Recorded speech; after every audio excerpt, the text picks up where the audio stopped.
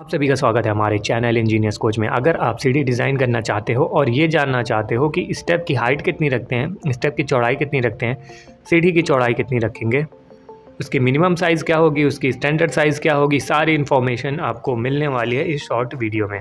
तो ये वीडियो आप पूरी देखने के बाद एक अच्छी स्टेप डिज़ाइन कर लोगे। हमने बनाया है 2 ड्राइंग आपके लिए। या अगर हम सीढ़ी को अगर साइड से देखें तो सीढ़ी ऐसी दिखेगी, वही अगर हम टॉप से ऊपर से सीढ़ी को देखते हैं तो ऐसा दिखेगा।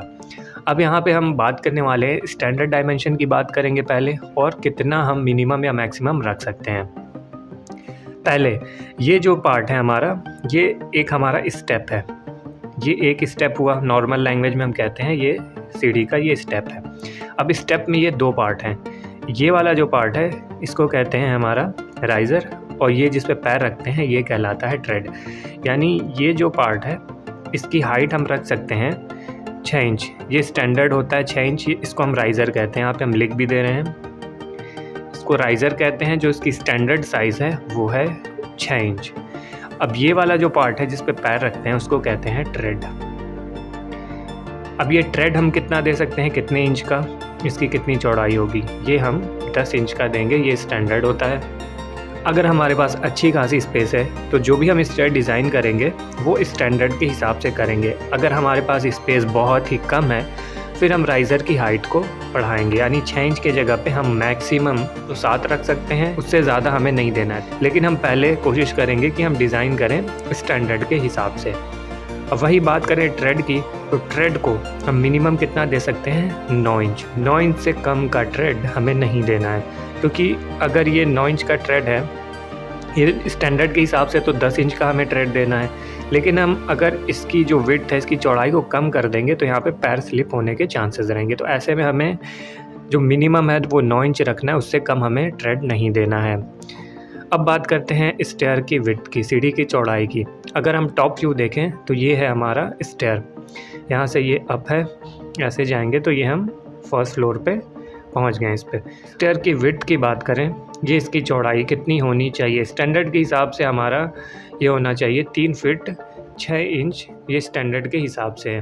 लेकिन अगर हम मिनिमम स्पेस में स्टेयर को डिज़ाइन कर रहे हैं तो ये जो विड्थ है वो 3 फीट से कम नहीं होनी चाहिए। क्लियर हमें 3 फीट मिलनी चाहिए, और इसके बीच में हम गैप ज़रूर देंगे 4 इंच का। अगर गैप नहीं देंगे तो जो भी रेलिंग लगेगी वो इस पार्ट पे लगानी पड़ेगी, जिससे हमें क्लियर स्पेस नहीं मिल पाएगा।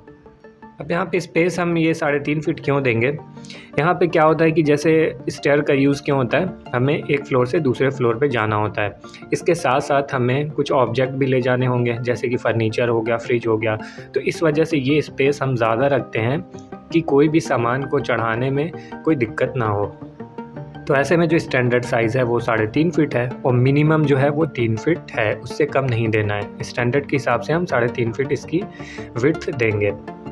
अब यहाँ बात करें लैंडिंग की, जो ये वाला पार्ट है, ये पार्ट कहलाता है लैंडिंग। इसकी भी विड्थ हम कितनी रखेंगे, जितनी सीढ़ी की चौड़ाई रखेंगे उतनी ही चौड़ाई इसकी भी देंगे। जैसे मान लेते हैं इसकी चौड़ाई हम 3.5 फीट दे रहे हैं, तो इसकी भी चौड़ाई जो हम देंगे 3.5 फीट देंगे। और अब यहाँ पे एक चीज़ बता दें, जैसे कि ये हमारा स्लैब है, यहाँ से स्टेयर अप हो रही है, यहाँ से जाएंगे, यहाँ पे हमारा स्लैब आ गया। अब यहाँ ये लैंडिंग की हाइट हमें कितनी रखनी है। लैंडिंग की हाइट हम क्या करेंगे, हमेशा अगर हम लैंडिंग की हाइट को ज़्यादा ऊपर नीचे करेंगे तो ये स्टेयर की जो स्पेस है, ये स्पेस ज़्यादा हो जाएगी। तो ऐसे में जो भी स्लैब होगी, ये स्लैब का टॉप है, ये फ्लोर है, तो इसके बीच में हम ये चीज़ लैंडिंग को प्रोवाइड करेंगे। स्टेयर को कैसे डिज़ाइन करना है उस पर हमने एक डिटेल वीडियो बनाया, उसका लिंक हम डिस्क्रिप्शन में दे देंगे कि कम से कम जगह में हम स्टेयर को कैसे डिज़ाइन कर सकते हैं, और स्टैंडर्ड तरीके से भी हम स्टेयर को कैसे डिज़ाइन कर सकते हैं। दोनों वीडियो आपको डिस्क्रिप्शन में मिल जाएगी।